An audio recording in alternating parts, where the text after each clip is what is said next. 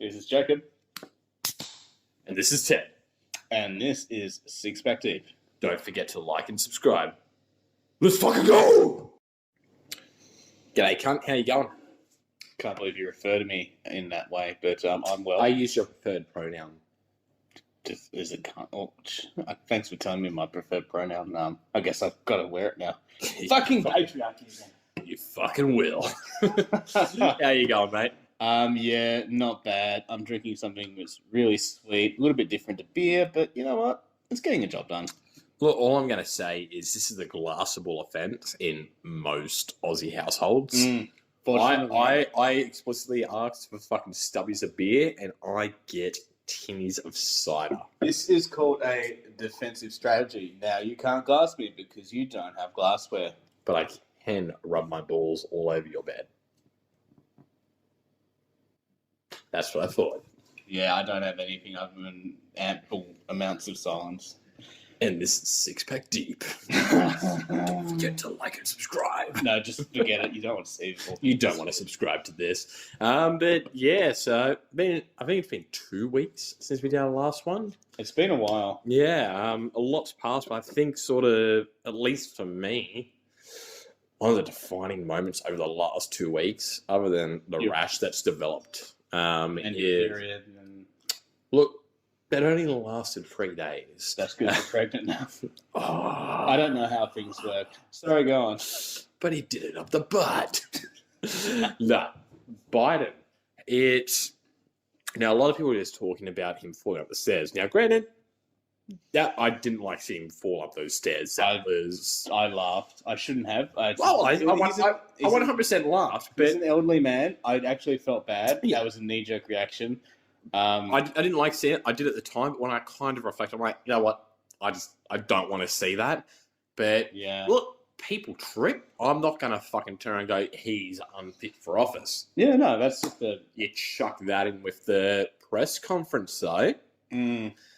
Different ballparks suddenly. And he's not fit for office. Maybe a bit of Kamala about to be coming out, you know? Oh my goodness. Yeah, and you don't just take it in with those two incidents. It's a pattern, like all through his campaign. Yeah, it has been gaffes that were written off. Everyone's just and the thing that makes us well, you know the thing. No, we don't. Please go on. Yeah.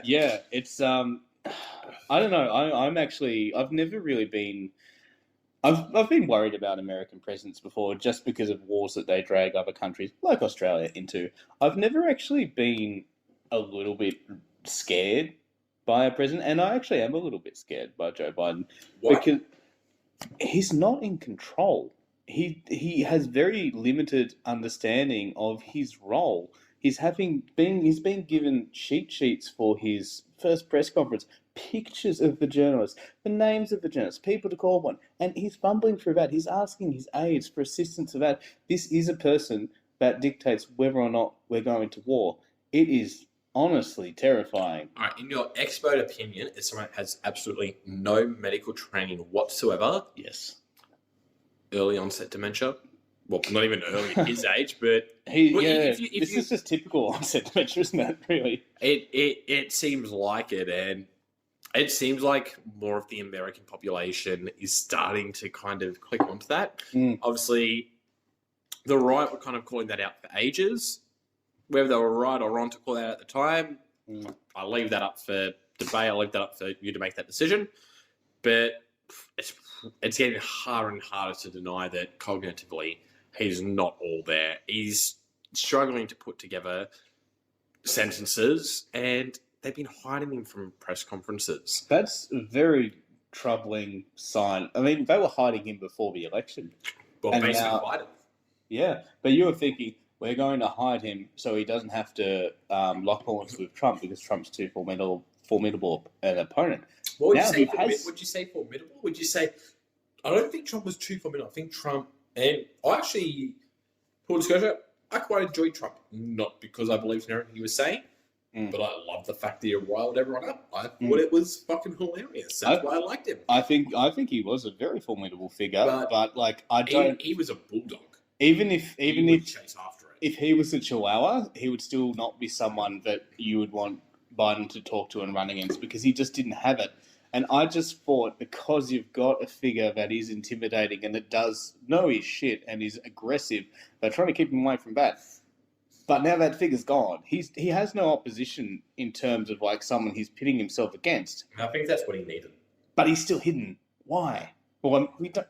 Well, this is what one of his first press conferences since he was officially inaugurated as president. What, 2 months ago? It's his first. It was his first. This is his first. This is the first time a president has waited after 55 days to give a press release in 100 years. How to put that about in perspective for our Australian audiences? How many times have ScoMo had to come out to this week and just talk about the fact that his MPs and stuff are raping and sexually assaulting and abusing women? I'm just saying, I don't there's obviously out there a lot more, so... I don't mean to laugh. That's just the thing. Yeah, it's not a good thing to laugh about, but fuck, man. When, For all the shit we give Biden, what has got with the Australian government, eh? It's pretty interesting juxtaposition there, isn't it? Like, you want to see more of Biden. You want him to be talking. You want to have I dialogue. would pay to see less of ScoMo. Exactly. Like, yeah, crisis, you're fucking off to Hawaii? Please, I'll pay for your ticket. Go. Just get the fuck out of here. I'm going to throw a curveball at you. Bit of a question. Mm-hmm. Obviously, him fucking off to Hawaii. Mm. Not PR-wise, not the best. It happened during the bushfires. If he'd stayed in Australia, what difference would it have made? Absolutely none, apart from a optics perspective. So nothing other than PR.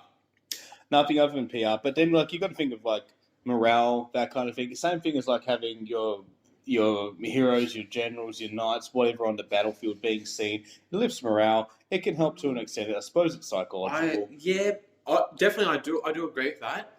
That being said, I'm originally from the North Coast of New South Wales. Still got a lot of my mates living up there, so they were battling with the bushfires and more recently the floods. Yeah, my hometown, large part of it, the greater town, were evacuated. My actual hometown was blocked off from literally every other town. It's all flooded. There's no in or out. They have to get like helicopters to drop supplies in. But I've talked to my mates that are still up there. Now, small sample size, I'll take that. But none of them give a fuck if ScoMo's in Canberra, if he's in Sydney. He's not obviously going to be up in the mid-North Coast where the bushfires are because we don't want our Prime Minister to die. Go on. Debatable. Or if he's in Hawaii, none of them really give a fuck because they just... Look, they don't expect him to do anything to stop. They don't expect him to single-handedly stop the fires. And it might just be my mates and their sort of ideological, political views. There's probably other words that I can chuck in there to sound smarter, but, I'm a dumb cunt. But they were happy with him going over to Hawaii. He can go over to Hawaii. He's still probably going to be on the phone for 18 to 20 hours a day minimum. That's kind of getting updates and helping organise things. If he's able to do that, I don't think it's going to make much of a difference where he is. He's going to be doing it remotely no matter what. Practical difference? No difference at all. But image-wise, and there are some people that will, psychologically, that will impact them. And I'm not trying to take anything away from them with that. But if we're looking at it realistically, I don't think that would make much of a difference. Yeah, in a realistic sense, absolutely not. I definitely agree with that. In the sense of the local community, if they're not affected by it, if they don't care, then these guys were affected by it. Well, I mean, if they're not like one of them, psychologically, one of them, his parents lost their home. I mean, so definitely they were affected. I don't mean affected by a disaster. I mean affected by ScoMo's travel plans, what have you. That's. I definitely understand and respect that, but you've also got to think about the rest of Australia because the rest of Australia is actually impacted in the sense that not everyone thinks the same, and what was happening? That's all we were all talking about at work, and we're down in Melbourne. Yeah, but like on the news in terms of like this disastrous thing is Australia is beset by a disaster. It's pretty big news. Everyone is going to see that. Everyone's going to have their varying array of opinions on it. So those people as well kind of need to be taken into account when you think of like how it reflects on the Prime Minister just essentially bailing out a crisis. That's fair. I wear that. You know what's kind of annoyed me the most, still sticking with Australia, the most recent crisis, the floods in New South Wales and southeast Queensland, despite obviously property owner up in Queensland being damaged, was the media saying, I've seen stuff saying they weren't prepared for a flood, there was no way for them to know. I can tell you right now, even back in high school, we'd be sitting there, it'd start raining, we could just kind of look out, it's weird, because you can't just tell because it's raining, but we just kind of could tell. It's going to flood. It's something that would happen between 2 to 4 years. And you lived there for like 2 decades over, yeah. Yeah, just under 18 years of my life. Long enough to know. Yeah, and it was a regular occurrence sort of every 2 to 4 years, and we just go, it's going to flood. Yeah, I was in school, so teachers were going, oh, it's not going to flood. You've got nothing around. You guys are exaggerating. And then, half an hour to an hour later, we get, cool. If you live out here, you need to go and get on the bus. We've got to get you into town soon because it's going to flood. And then you're blocked off for 4 days to a week, 10 days, depending on the flooding. I don't buy into the whole they didn't know it was going to flood. Do you feel like the media is trying to sensationalize it in a way just to make the story a little bit more dramatic? Yeah, they want the clicks. Yeah. That's the sad thing, is that media is no longer... The news used to be about, here is what's happening, and fucking more correct, 10, 15 years ago, here's what's happening, you need to know about. Great, I need to know about. Now it's, you need to click on this so we get some ads, so we actually get paid. I fucking wish I knew what the point was where it changed. I don't think it was one point. I think it was like a gradient. It was a gradual shift, and that's the sad part, because we can't just pinpoint and go, here's where we go wrong. But the crossfade of lies. Probably about 5 of my best mates still live up in that sort of greater area. I've just got other family and whatnot that live in that area as well. They all knew it's going to flood. Now, were they prepared? Oh, you could always be better prepared. But everyone up there checks the fucking weather, and they don't just check the daily, they'll check the weekly. And it's just something that's ingrained in us. Cool. We've got the next 3 days of rain, we've got the next 4 days of rain, whatever. I'm probably going to quickly sneak over to Kempsey, which is the next sort of big town to where I grew up, where like the actual supermarkets work. So there wasn't a supermarket in my hometown. And I'm going to go and stock up on some food, some booze, whatever. And that was just something that was just done.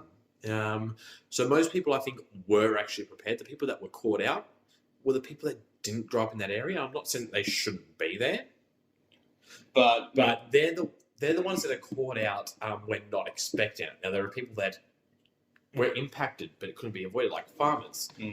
Look, but these kind of floods, there's not much you can do you can't just suddenly shift. You're not going to move. You can't shift your livestock from Taree or Kempsey down to fucking Sydney or out to Armidale or whatever. Do you maybe feel like the people that potentially the media was speaking to were people that were newer to the area or hadn't experienced it before? I don't think that's the only people that I was speaking to. They definitely were speaking to other people, but I think they would have been the responses that would have kind of publicised would have been the ones that would have made it seem worse. To a degree. Now, it was bad. It was a worse flood than that area's had. And I don't think they've had a worse flood in my lifetime. So it was a bad fucking flood. Okay. But everyone that I sort of know, that were there, they're like, no, like, it was bad, but we kind of know what to do. Houses are built for the most part to kind of withstand floods. Like, you don't really have that fear that I'm going to lose this, that, my life's in danger. It's like, cool, it's a flood, we're going to go over here, or we're just going to be stuck here. It's just part of your life. Yeah. But that doesn't sell fucking clicks. It's- Imagine showing through Facebook or Twitter. yeah. Local man says, yeah, nah, another flood. What's new? That was my dad. No. All right, Twitter advocate, where you at? To be honest, I didn't follow too much of the news coverage while the flood was going on. I was in Tasmania and I had a brief interaction with it because it pertained to myself. Your sister gush is not the same as a flood, mate. I don't have a sister anymore. She ascended after Ed, we that just night. got taken off YouTube. Finally. Don't forget to check us out at Parler. Oh wait, that's gone to Oh no, Gab. Minds.com. But yeah, no, I was in Tasmania and I was just looking at news a little bit. It's just like, oh shit, the weather's maybe gonna be weather's gonna be bad. Maybe I'll just have the plane diverted or what have you. But in terms of like local disasters, it's not. I mean, we're kind of cycling between bushfires, between flooding. No one ever really seems to prepare for them. We all know they're going to happen. We know what areas that are susceptible, and everyone does their best to prepare as best we can. But there's always some kind of mallet of Mother Nature's. It's just going to knock the teeth. It's going to knock the teeth right out of your head. So, on the one hand, yeah, I understand the media is sensationalizing things in the sense that, yeah, no, people are prepared for these kind of situations. People know these are coming. But on the other hand, things are getting worse. And is it a global warming situation, or is it just we happen to be on the other end of the cycle where things have come around to get really bad, and then maybe they won't be this bad again for the next 50 years? I think it's both. I think it's obviously a cycle. So the science kind of backs up there's a cycle of, just it gets worse and worse. It's not even a planetary cycle. I mean, it's based on like solar weather, solar radiation. Yeah, there's a bunch of different factors, shit that I cannot fucking speak to. There's a lot going on But to contribute to this stuff. I don't think you'll find a rational person that's going to deny, hey, humankind hasn't made this worse. Most people will freely admit, and people turn around and go, or the Liberals in Australia, or the Republicans in America, or the Tories in UK, or fucking fill in the fucking blank. Most of them are going to turn and go, yeah, no, global warming, climate change, it's a real thing. It is a real thing. What the dispute I've found for a lot of them is, cool, it's a real thing. How much of this that we're experiencing at the moment is caused by humans, and how much of it is part of the natural cycle? And that's a valid fucking question. Now, that's not saying that we shouldn't be doing everything we can to kind of slow down or stop our impact. We've definitely accelerated it. But you can't just say it's purely because we've accelerated it. If you were being kind, you would say we've accelerated incrementally. You're exactly right. I 100% agree. We do not know to what extent we have created the situation we're in. I feel like it's probably not as much as often publicised. This is coming off the back of someone that in bloody college, and that's Australian college, by the way. So that's like university. No, before that. Australian college, like that's like years. 1950s, yeah. Yeah, exactly. No, like higher education, just before higher education, like year 11, year 12. So college in, at least in Tasmania, I don't know how you fucking people work. Most middle school and high school. Whatever. Anyway, point is, when I was in that bracket, we were studying the film An Inconvenient Truth by Al Gore, which... Yeah, it was... Oh, sorry, but whenever I hear a guy, I just think of South Park. Look, I'll just say it did not age that well. There are many references to the Man-Bear Pig. Still haven't found him. Or it. Or... I don't know. Well, look, you can't just go around believing that the Man-Bear Pig is real. You just got to accept that it's just a fiction made up by the media.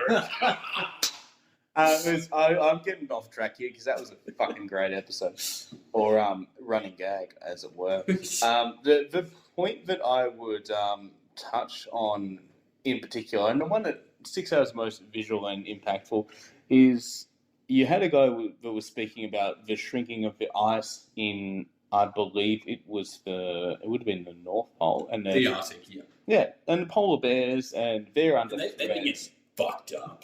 They were getting fucked up, They and are. now their population is actually increasing. Is it? It is. I It have is not the heard that. opposite Can of someone what. listen to this, please? Fact check, Jake. I'm going to call bullshit on Fact check that. it. That is the first 6-pack deep bullshit rating. Fact Please check it. prove me wrong. I love polar bears. Fact check. Let- Let's fact check You, myself. you look it up. You look it up. Let But me- I don't believe that the population could be booming when their habitat is declining. That's the interesting thing. Is it declining? I mean, all the studies and everything that I've seen posted by National Geographic say that it is. They do have very pretty pictures.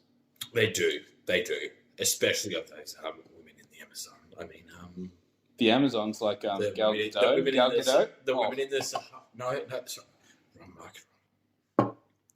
The men in Dubai. See, done for men, so it's okay, politically correct. All right. Now, take it with a grain of salt. I'm fact checking myself, and I believe I'm perfect. So I'm just going to read out a little bit of an answer it from if you Google. With an estimated 22,000 to 31,000 polar bears left around the world, the survival of these majestic creatures is critical. Polar bears are not going to be extinct in the next few years, as many people say, says LaForest. No, I don't know who that is. This is an excerpt. The current estimate is that by 2050, there will be a 1/3 decline in the population. So, I mean, I'm calling bullshit because the population obviously isn't going to increase if they're estimating a decline. Because it's going to estimate to decline in the future doesn't mean it's not increasing now. So this isn't. So you're saying that even though their population is decreasing, their population is increasing only to then decline? I'm sorry, but I think you just taught shit. And it's about time, I feel like I've as just. the people say, get hit. I feel like I've just taken a bit of a pickaxe to my own head. Yeah, you just take the L there. The population is not booming; it's declining. Is it though? I'm. You know what? You know what? You do more research. Next podcast, you come back. I'm not coming back for next podcast. I ain't no fool. Well, you'll let me know, and I'll come back. By the way, guys, next podcast, it's just going to be me. Jacob's being replaced by A polar bear suit. It's dead. Well, No. I find it really harmful that people are talking about the decline of our population when our populations are booming. Just drink some Coca-Cola. No, to be fair, I still stand by what I've heard because I did get it from multiple sources in the past. It has been a while since I've checked up on it. If I'm wrong, Are you talking about the polar bears still? yeah, I'm always talking about polar bears. It appears, You love me? yes, I love polar bears. Yeah. Did you Oh, know? is it that? Did you know that the polar bear has the strongest bite of any predator on planet Earth? Honestly, I'm going to call bullshit because I feel like the crocodile has a stronger bite. That one was from National Geographic. Actually, I think there's the shrimp mantis. Pound for pound, I don't know about bite, but it can exert the most. The pound for pound, Pound for pound the force. shrimp mantis can exert the most force. That's a shrimp. That's not a lamb. That's not. Yeah, but they can fuck a lot of things. So Yeah, but they would mammal. fuck you up. You realise that? And it's either a shrimp nor a mantis. Don't threaten me with a good time. It would fucking burrow into your asshole. Ooh. All right, I should stop threatening you with a good Will- time. Will it light a campfire there? But you know what isn't declining? Uh-huh. The kids in cages. I don't know. I think their health is declining. They've been in there. Oh yeah, no, the health definitely would be. But You know what's really good? Like, it's when Kamala Harris comes by your cage and sticks a rack of birdseed in there. Makes you feel like a human being.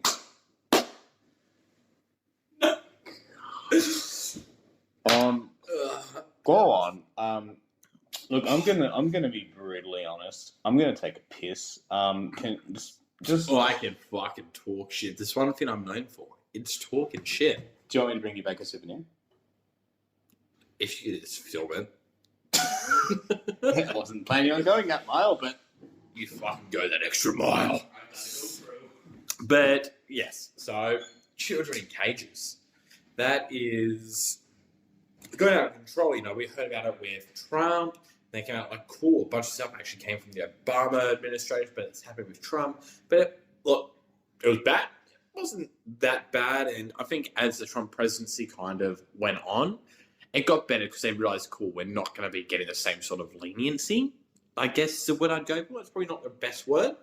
Biden administration, they opened that shit up. They're in crisis. I think they've got like cells that are meant to hold. I'm probably overestimating here again. I tend to do it, guys. I'm shit at maths. I'm a terrible Jew. But I'm going to say 60 kids, and they've got like 700 kids. It's just a fucking shit show. It's... How can... First of all, with COVID going on, how can you do that full stop? Second of all, how can you do that to kids?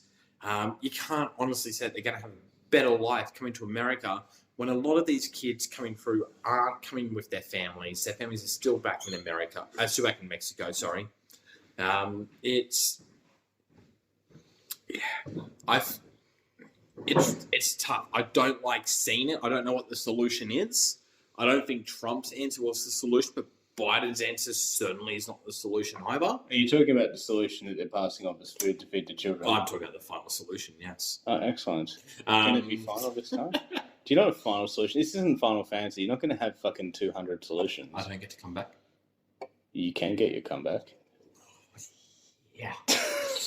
Also, full disclosure, I was planning on sitting in the bathroom for the next 20 minutes and still getting paid for doing this podcast, and then I was just playing with myself, and it's like, I'm not actually getting paid, am I? You're definitely not getting paid for this. But then Even if we do get big enough to get paid, I'm claiming all that money. If I get big enough to get paid. Rats! Oh, you know, they've got this crisis. It is a genuine fucking crisis. Anyone that says that it isn't, fuck you. You're lying through your ass. It's tens of thousands of people, dude. And the kids, Hundreds of thousands. It's hundreds now. Oh, cool. That's fantastic. It's like, now I'm not saying that they should. Some of them don't have a genuine claim to come to America. I'm not saying stop them from coming to America. Yeah. But what's currently happening is not okay. But is it a crisis? Yes. Oh, that's not what You've got a global pandemic going on where, and for disclosure, I am quoting, I believe, Ted Cruz, possibly Tim Pool, one of the two. As long as it's not Ted Danson, fine. Or Ted Bundy. Yeah, Ted Bundy's pretty reliable. That is cool. He says that people are tasties. Sorry, go on.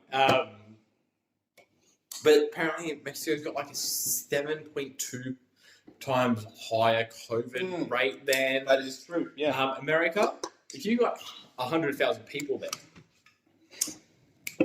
what's 7.2? Don't make me fucking do maths, but okay, 7,200 people that that are now in the area that have COVID, that could spread it and probably aren't getting the adequate treatment because they're in a fucking holding cell. Well, the thing is, the ones that are getting because they've got the catch and release policy going now. Some of the ones that they took on the fly fisherman's yeah. philosophy. Yeah, the old Obama method. There are basically people that are being tested for COVID, are being tested positive, and are being released into the community. That's fucking disgraceful. If you want your Especially country to the state of die, healthcare in America. Now, we're lucky to be in Australia. I don't agree with how the Australian healthcare system is run 100%. I'll give you a personal example. I've got an ongoing heart issue. It's unidentified. They're trying to figure out what it is. so they're trying to identify your heart. Well, they're trying to identify if I'm a human first and foremost. My next business is the vet, but yeah, we'll go from there. Good starting point. It took 6 months just to have my first visit with a cardiologist. Now, that's not great. So people listening, don't you think that I'm saying that the Australian healthcare system is perfect? But the American healthcare system most certainly ain't. Yeah, 100%. So when you've got people, if you're doing this capture and release bullshit, you want people that have COVID into a community where people One, you don't have a right healthcare system. Two, I'm sorry, I love America. If there's any country I would ever go to, which I'm never going to, I'm never going to leave Australia. I love Australia. If I was ever going to leave Australia, I'd go to America. I'd move there. I fucking love America, dude. I love America. But the people are fucking selfish. Not all of them, just the ones that matter. Just the ones that matter. Most of them are cool. It's the ones that matter that fucking ruin everything. But there are a lot of people that kind of think, cool, it's not going to matter. I can do what I want. My freedom. All that sort of jazz. And it's like, you're going to get fucked up. You don't realize that.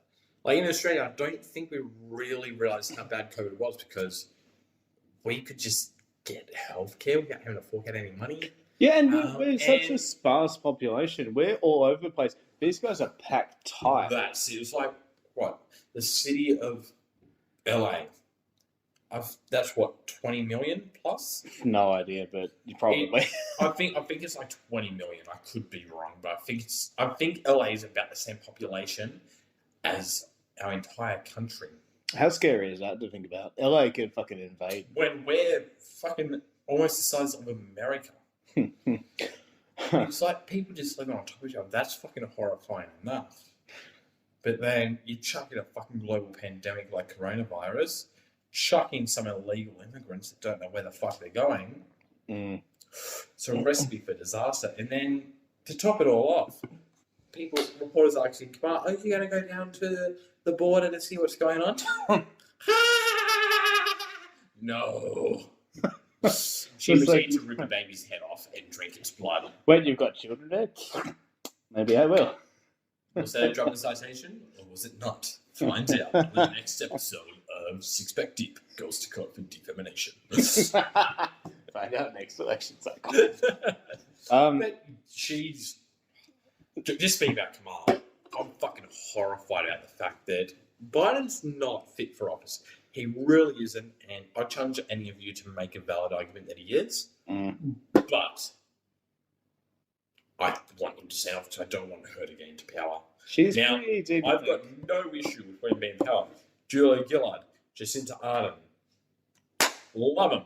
I think they're great. Maybe. More so Jacinta than Julia. Julia was still a fucking bitch. She's a bitch. Yeah, But- her back just had a magnet for sharp objects. That's probably not a character defect. It's just how. Yeah. I didn't like her. But I got into politics because of Kevin Rudd, and then she kind of stepped in the back. You know, fuck the Milky Way kid.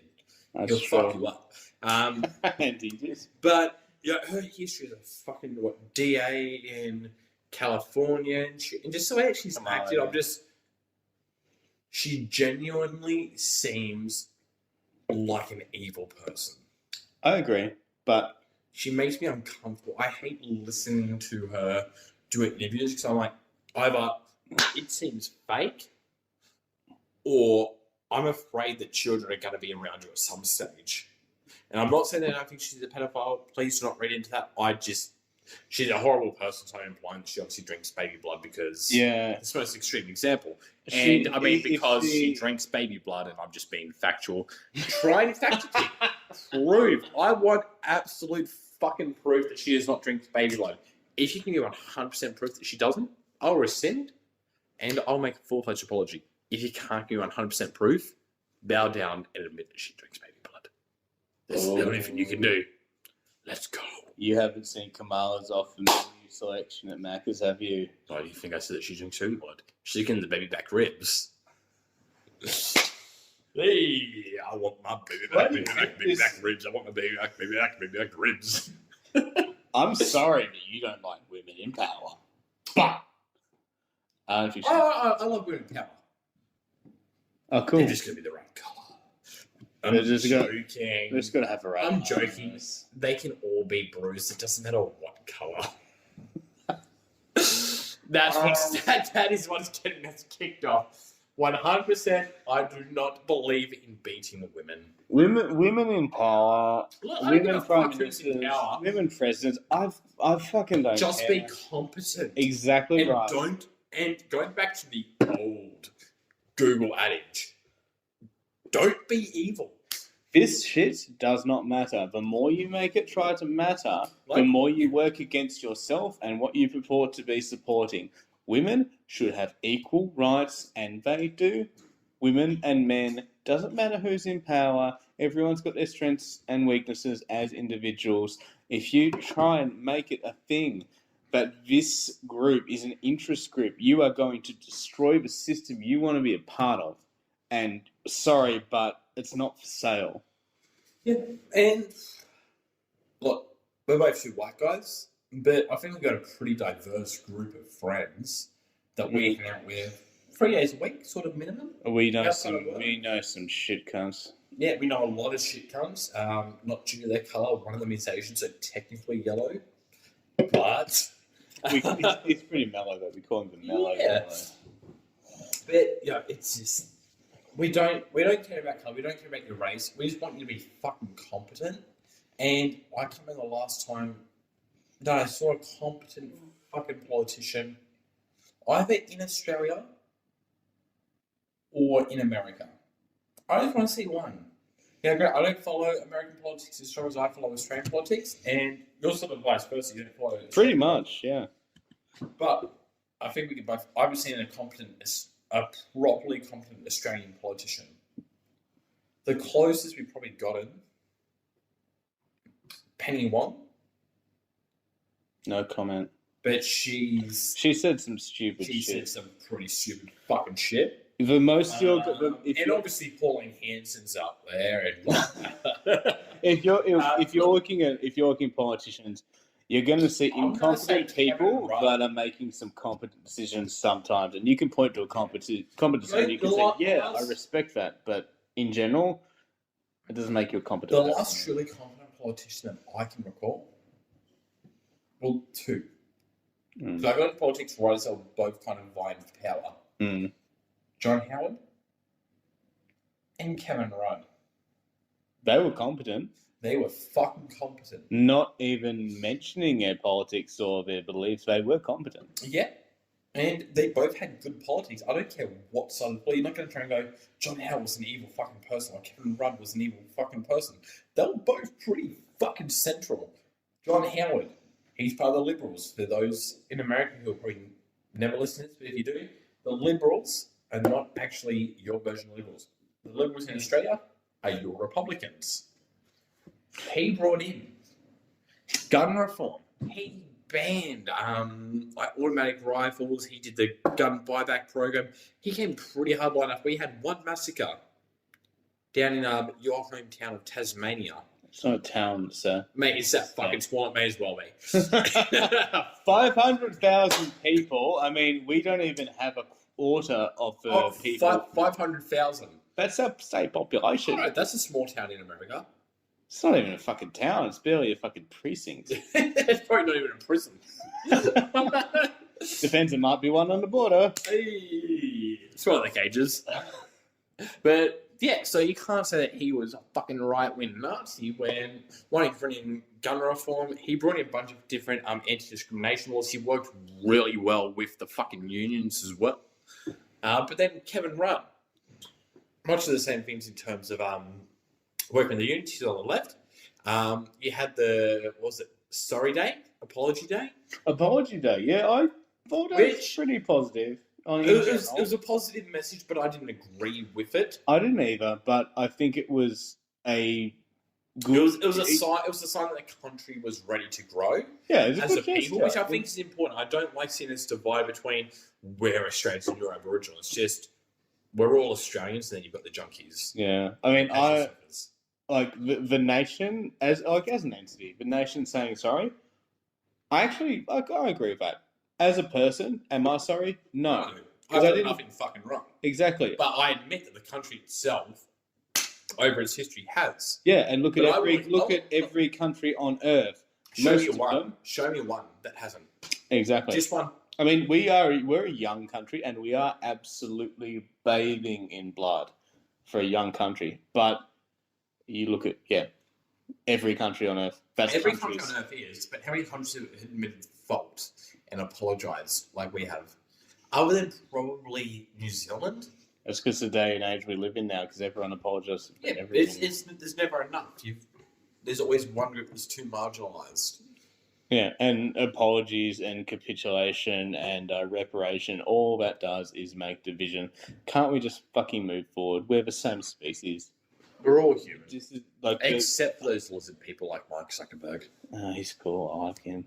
I kind of like his robot eyes though. Like they're kind of hot. I just like his absence of lips. I think they're very sensual. What do you think about the forked tongue? Look, what do I think about it, like just visually, or what do I think about it in more of a physical sense in terms of his tongue punched my asshole? Mm, So my answer's going to differ. I was going to say aesthetically, but I suppose aesthetically is the second option, isn't it? Look, all I'm saying is he's managed to lick my prostate and my balls at the same time, so I've never looked back. Hey, if we've been on Facebook, Zuckerberg. if you've been on Facebook, have you had your prostate tongue massaged by Mark Zuckerberg today? Because you have. Just fucking log out. Have you been zucked? I think that's probably where we're going to leave it, man. Unless you've got fucking any hope closing so. thoughts. No, God, no. I fucking no. No. Well, look, man. It's been an absolute pleasure. No, it hasn't. Don't lie to me. Cheers. I've enjoyed the night away from the missus. Have a That's good one. pretty good. I've